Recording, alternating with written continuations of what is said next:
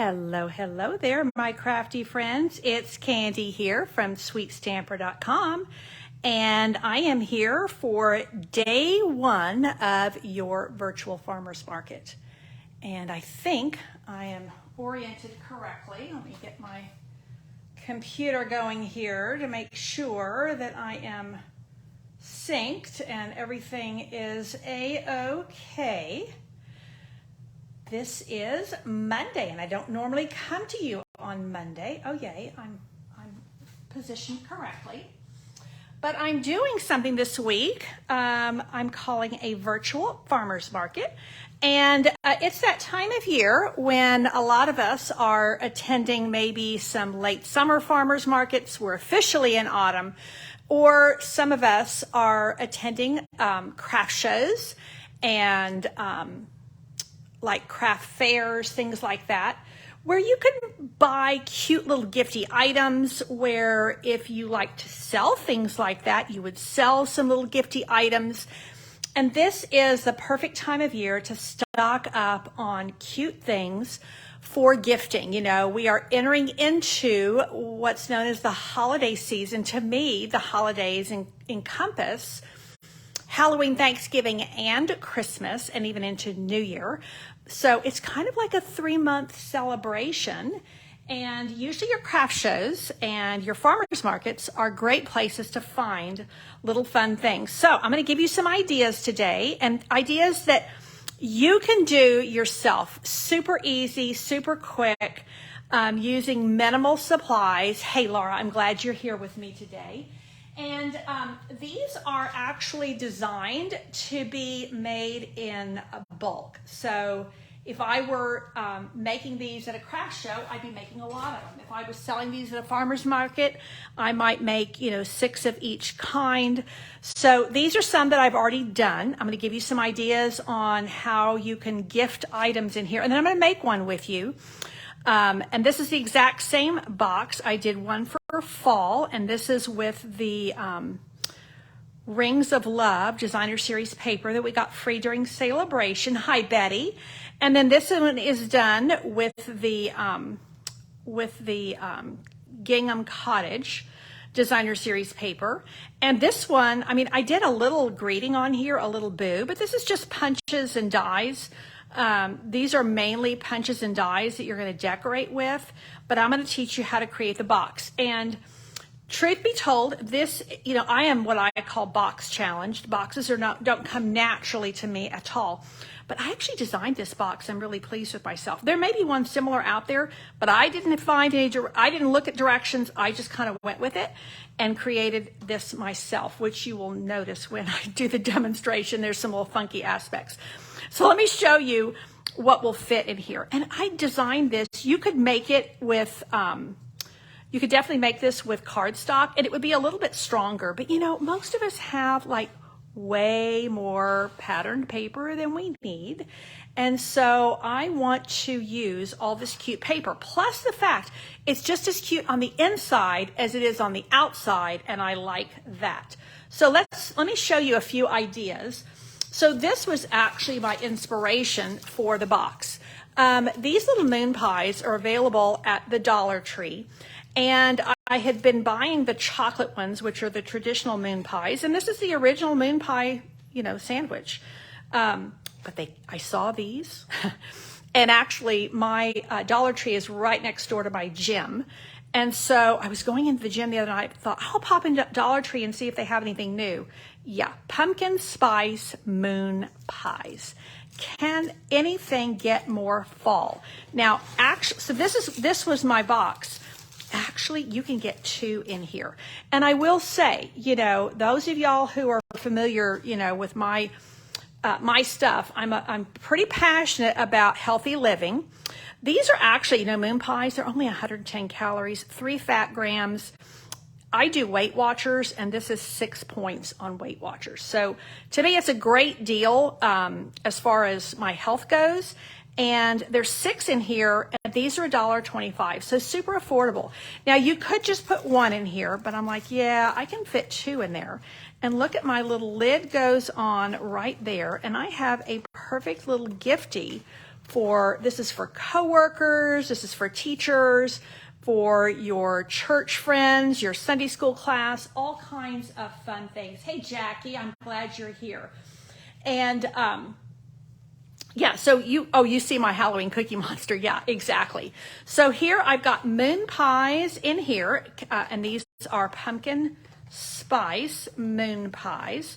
Now, let me show you, there's actually quite a few other items you could put in here. Now, I'm going to do, these are actually kid-friendly, they're adult-friendly, even these little guys. I'm going to do some later in the week that have like totally kid sweets, but I wanted some that were going to be a little bit more adult themed, so that even if you have this cute little Cookie Monster here, we were chatting online here about tea, which is one of my many, well, I shouldn't say many passions. It's one of my passions.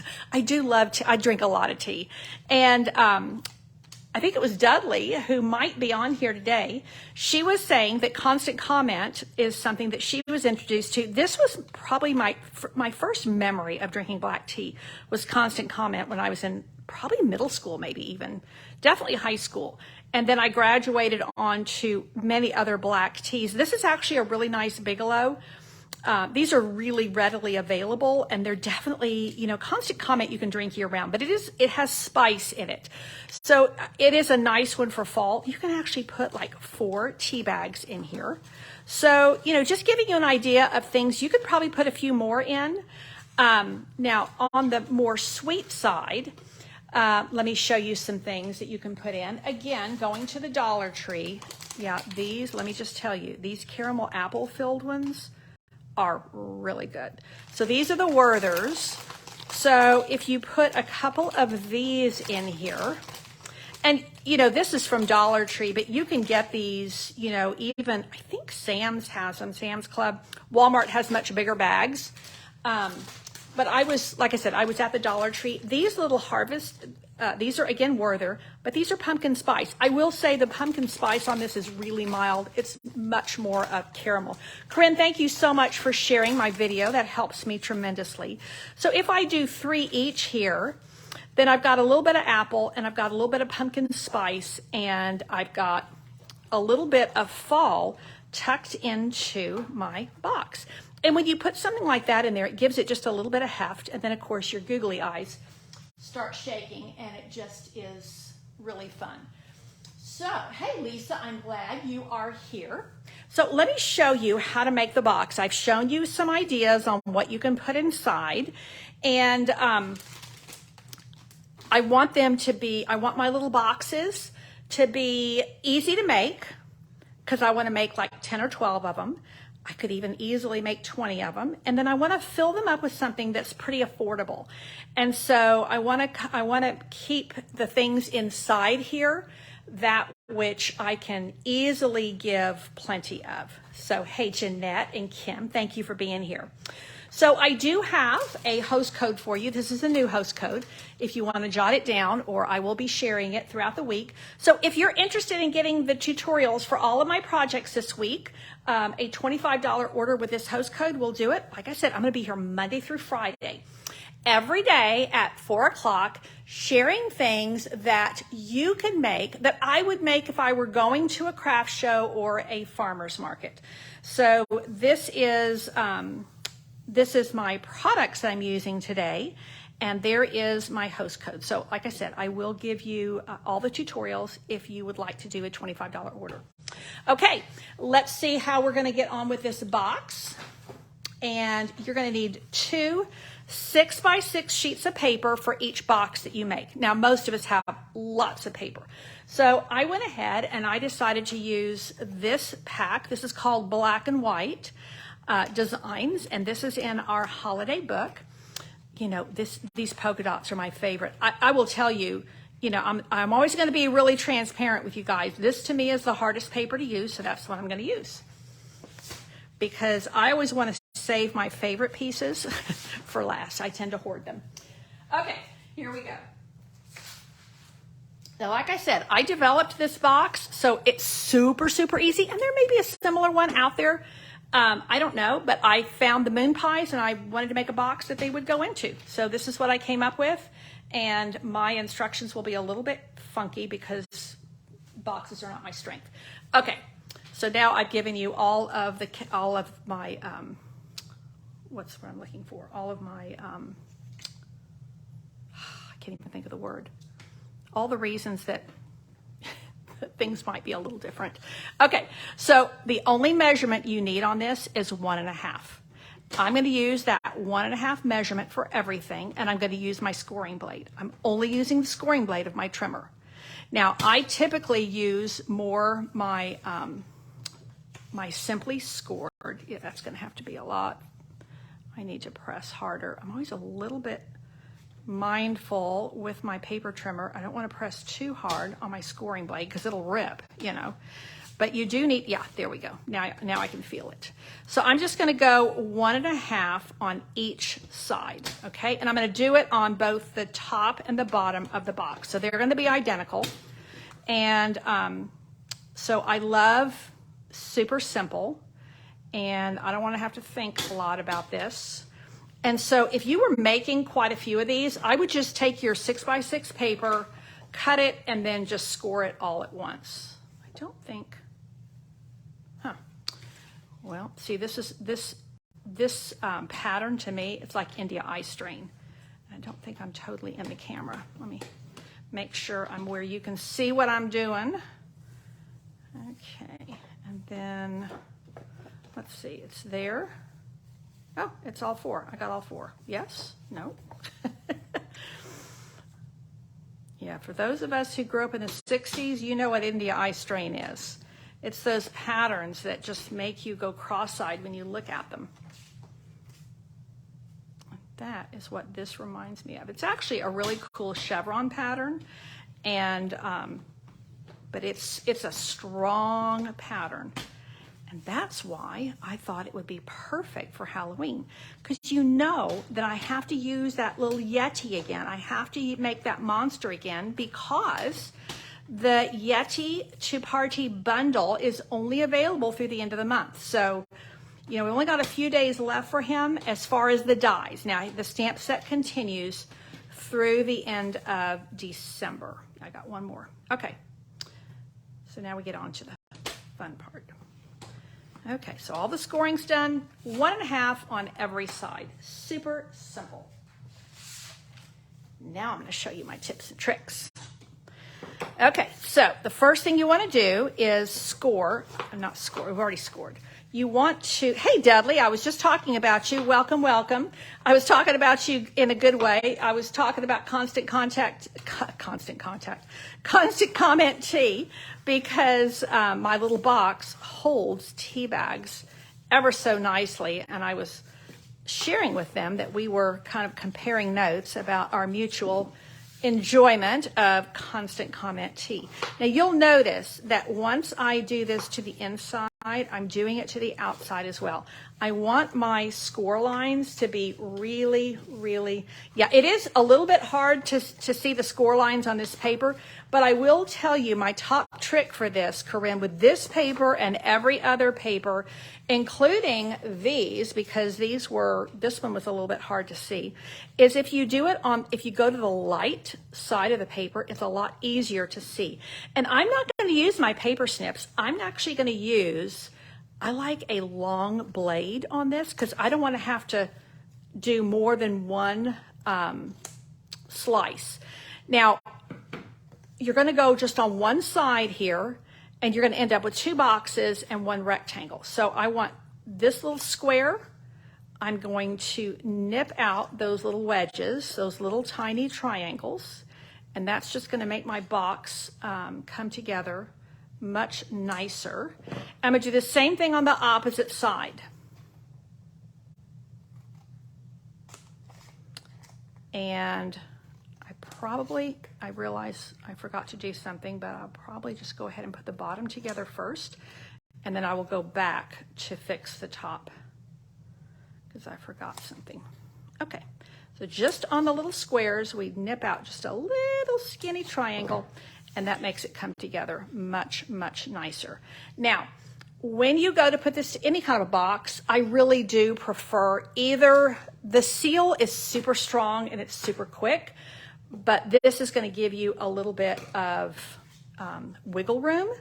So, and I do like, whoops, see, this is a brand new bottle. I do like to get the glue right up on that, right up near the score line, because I don't want my box flying open. And I'm just doing it on the little squares that have now become some other shape. Somebody who's really good with geometry would know that shape. And I'm using, you notice I'm using just a little bit of glue, because you know a little bit of this liquid glue goes a long way. Now I'm going to get this right up against it. I want a perfectly square box bottom. Okay, so that's why I like this liquid glue. It allows me to kind of, whoopsie, squish and get to places where it might not come up the first time I put it on there, so I have a little bit of ability to wiggle. Okay, here we go. So I have a nice box bottom. Now notice how square that is. That's exactly what I want. I want it super square. Now, trapezoid, thank you, Susan. There's the math teacher for me. Now, and see how cute the inside is as well as the outside. Now, this is funky candy box, but it works for me. So I did these exactly the same, but now what I'm gonna do is I'm gonna cut a 1/2 inch off each side. Now, this is gonna end up giving me a 5-inch square.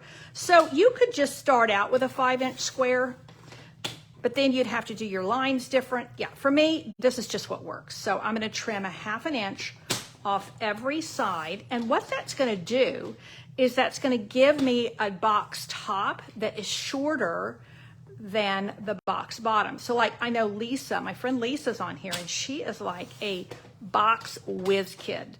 I mean, she can design boxes, she can change them around. Yeah, that's just not my strength. So this is why I say this is a funky candy box. So there are my 4 little sides there that I don't need, and there is my top. Because if you notice here, I wanted a top that would not be all the way down to the bottom. And look at how my gingham actually just matched, which was kind of cool. And so I wanted the top to be shorter than the bottom of the box. I just think it looks better. Now, I've got a couple of little tricks for you on the top as well. So we're going to do just like we did on the box bottom, and we're going to cut our little squares, and we're going to cut these little triangles so that we have a trapezoid on each end. I love that. That makes me actually feel really smart when I say that. Thank you, Susan, for making me seem far more intellectual than I am. I love it. Yeah, math and I just don't get along. Basic math, like measuring, yeah. I think probably because I grew up sewing. My mother sewed everything I wore. And so sewing was very, you always had to measure and cut and all of that growing up. So, but I think I moved around so much being in the military that I think I kind of missed a few things along the way. So I had some gaps in my math knowledge, which made it a little bit hard to catch up by the time I hit high school. Okay, now once again, I'm gonna put just a wee bit of liquid glue here and here. I wanna get right up into that corner or the line. And then I'm gonna do something a little bit different with the box top. I'd actually like the box top to be a little bit looser than the bottom so that when I put it over the top, it fits easily. So what I'm gonna do is instead of going straight up against the line there, the edge, I'm gonna give just a little tiny bit, just like probably a 1/16 of an inch all the way around. And that is going to give, see how it's not totally square? That's going to give me a little bit of give on my box top, on my lid, so that it fits nicely. Hey, Karen, I'm glad you are watching from Iowa. Welcome, welcome. We're making a quick and easy little box that holds a number of little treats. So there I have, oh, this one's popping open on me. There I have just a little bit of give in my box top. You see how it's a little bit funky, it's a little bit wide, and this is perfectly square. But that means when I go to put it on the top, I squeeze the bottom underneath it a little bit, and then the top is going to fit nicely without buckling the bottom. So that's just, that's just a little candy way. I'm sure there's more precision ways to do this, but it works for me. So let's see what we're going to do with this little box here. And what we're going to do is we're going to we're putting the Yeti on there. So I've got my little, Cookie Monster, Halloween Cookie Monster. I've got my very nice, proper looking fall box. And then we're going to put on the Yeti Monster. So I'm going to put him down with, you can see this was a piece of scrap that I was using. Isn't that the glorious part of Stampin' Up! Cardstock, because you can use both sides. I'm just going to glue him right down. And, he peeks out just a little bit over the top. That's okay. Not going to be a problem. Now, we are going to give him a nice big googly eye, like so, because we can. And honestly, I needed googly eyes, and I just kind of ordered some from Amazon, and I ordered a mixed sizes. Didn't go and pull out my ruler and look, and man, some of them are huge, and some of them are tiny, because all I had was tiny ones. And these definitely don't have any kind of adhesive on the back, but yeah, just a mini glue dot works perfect. Now, I do want to give him just a little bit of